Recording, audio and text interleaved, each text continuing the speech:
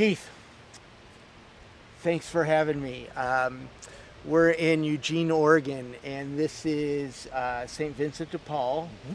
Has a mobile homeless program. You call it The overnight parking program. the overnight parking program. And he was just telling me how it started. You can see a couple of campers behind me. What you don't see is this auto lot over to the left. You want to tell us how it happened? Yes. About 3-4 years ago, we were contacted by a landowner who owns a trucking company. They have vintage cars here, and people were cutting their gate and going and stealing out their radiators and all that metal and stuff that people scrap. So they contacted us. They knew we had the program, and so they allowed me one person at first to get out here, and then that went well. So then they allowed me 3. So they got free security, and I have 3 families that have safe parking. Right. Wow. And you have 23 now areas, not just mobile here. campers, Right. but 23 areas housing how many campers do you think? I'd say around 50 or 60 people. Wow, 50 or 60 people. I mean, I think it's gorgeous. I mean, mobile homeless is one of the biggest growing demographics. People lose their apartment, lose their job, lose their apartment, live in their car as long as they can. And so it's really growing in most communities, like, you hear about it in Venice, California, don't know what to do. Well, here's this great where you're actually helping the business community by providing free security, and they give you a lot of land or a parking lot or whatever.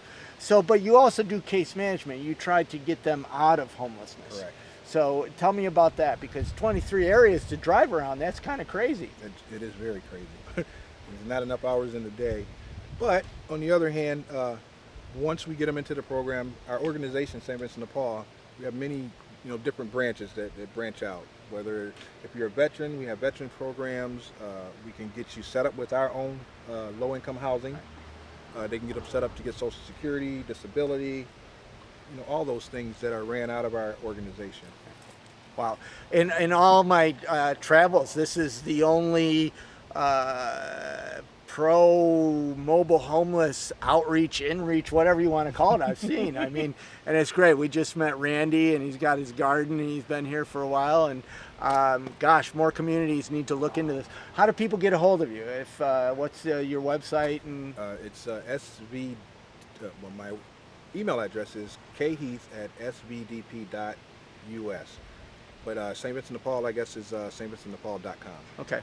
So we'll list that, and if you're a homeless service provider and you want more information on how they run all this stuff, or maybe you just touch your heart and you want to give a donation, because I'm sure it takes money to Definitely. 23 lots and oh my gosh, 50 homeless campers. So, And might I also add, my part of the program is just for singles. And we have on the other side, First Place Family Center, to deal with family and children, and I think they have about 10 spots. wow. So you have 23 just for singles, Right. and then you have family And children. You keep them separate. Correct. That's My very program is actually for very important. 18 and over, and then they deal with families with children from babies up till 17. Oh, cool. Well, thank you very much for talking to me. Thank you, sir. God bless.